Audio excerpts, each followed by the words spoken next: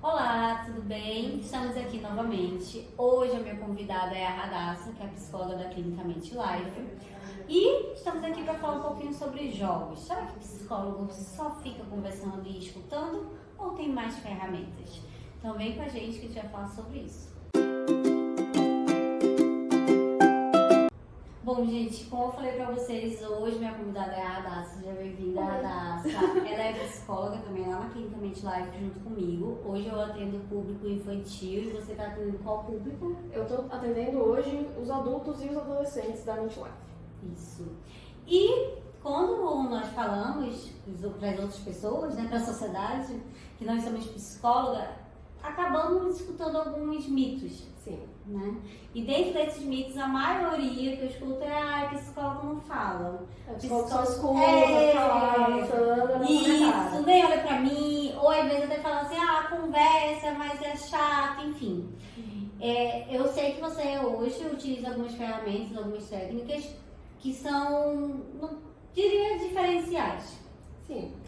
E aí me conte aí sobre essas técnicas e ferramentas. Então, eu cresci, né, jogando jogos de tabuleiro, né, jogando RPG, jogando jogos de carta, e eu resolvi usar isso dentro da clínica, né, porque hoje eu atuo mais por uma orientação da TCC, né, e aí eu sempre tenho essa proposta de empurrar o paciente para resolução de conflito e tal, e eu consigo ver isso melhor dentro do cenário dos jogos, né.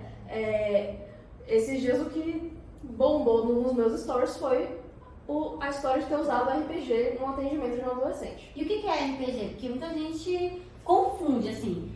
Quem foi adolescente, até que idade, mais ou menos, não lembro do RPG, chegou a ser... Teve uma época que fez muito sucesso o RPG. Fez muito, ainda faz até hoje, né? Mas a gente tem mais dos anos 80, começo dos anos 90. Então quem foi adolescente dessa época lembra. Sim. Mas quem é um adolescente um pouco mais pra cá deve conhecer muito mais na questão do computador. Sim, os RPGs de computador. Os eletrônicos. Não aquele que você sentava na mesa, montava e tudo mais.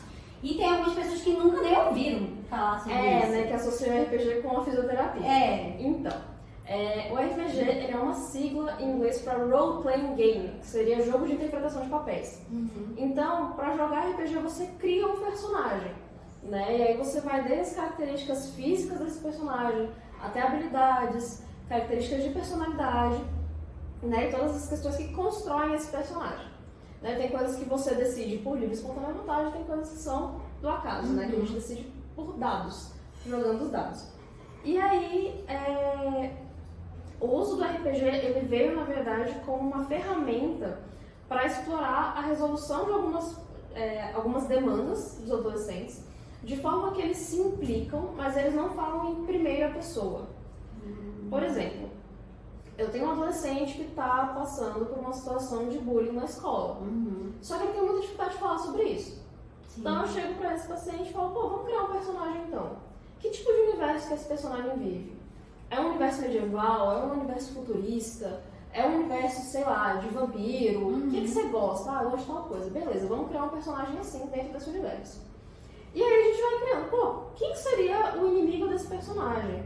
O que esse inimigo faz? Por que ele faz isso? Como é que esse personagem enfrenta esse inimigo? Né? E assim, o RPG ele tem muito essa questão do solucionar problemas. Então a gente tem diversos cenários em que a gente precisa solucionar esses problemas. Sei lá, você tem que...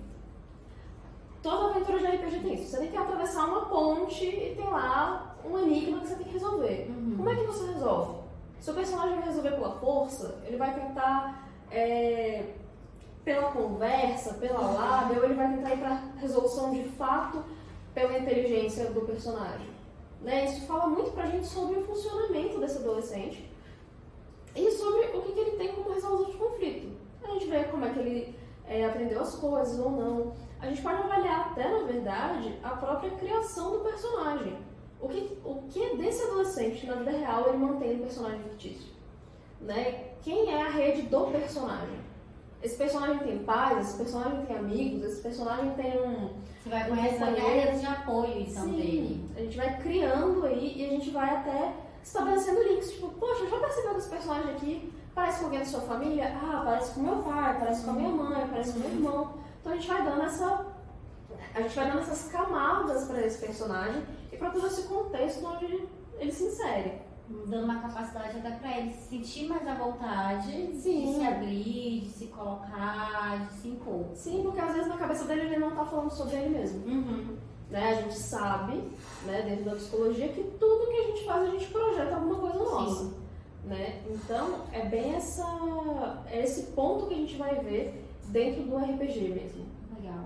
E você hoje só aplica para adolescentes ou você aplica para alguns adultos ou não cabe para adultos? Como é que funciona Depende, isso? assim, depende do funcionamento e da abertura de cada paciente, na verdade. Tem adolescente que é muito ligado ao concreto e eu não vou conseguir aplicar isso dessa forma, porque ele vai desassociar completamente dele. Da mesma forma que tem adultos que precisam de algo muito mais lúdico para acessar algumas coisas, então é melhor que seja assim.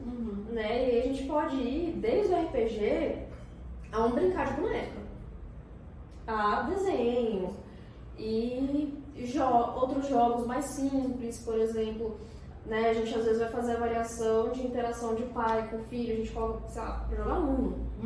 É um jogo que eu acho incrível pra gente ver essa interação do adulto e da criança. Sim. Né? Como é que essa criança se prende à regra, como é que esse adulto lida com a frustração da criança não se aplicar a regra. Então tudo isso a gente vai ver muito de cenário para cenário, né? Mas a princípio dá para aplicar de alguma forma para todo mundo. Tem pessoas que se adaptam melhor ou pior a isso, e aí a gente vai explorando, né? É aquela coisa, não é receita de bolo. A gente vai testando e vai ver o que funciona melhor para cada um. Entendi. Ok. Esse eu posso chamar de seu diferencial. Assim a gente pode, né, olhar para esse lado meio nerd e falar que é um diferencial, né? Eu trabalho também, né? Eu tenho uma formação estou em uma formação de pós-graduação de atendimento com puérperas, né? Eu sou doula também por formação, então tenho esse trabalho com gestante e tal. E nesse trabalho com gestante eu também uso coisas mais lúdicas, né? Do imaginário de como é que vai ser esse parto, de como é que vai ser essa criança. Trabalhar tudo isso. Então, assim, são alguns públicos aí que a gente vai explorando coisas. Sim. Eu brinco muito que o brincar ele não sai. Não, brincar Ele sai. não desaparece do nosso cotidiano.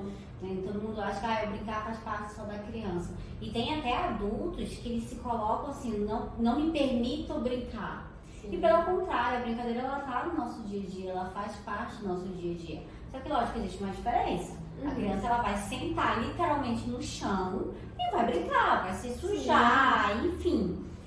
O adulto não. Às vezes um cafezinho que a gente tá tomando com um amigo, a gente vai lá, tira uma gracinha, ri, faz uma piada. Isso já é uma forma de brincadeira. Essa questão da resistência do adulto também ela é muito engraçada, né? Porque já teve paciente que eu falei, hoje a gente vai jogar com o negócio. Você fica, eu tô vendo a terapia pra jogar.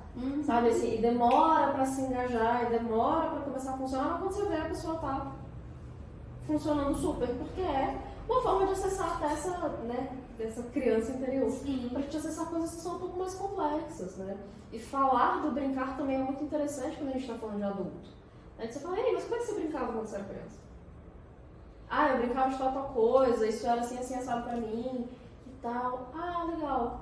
E às vezes a gente vê que tem coisas dessas brincadeiras da infância que se transpõem para a vida adulta.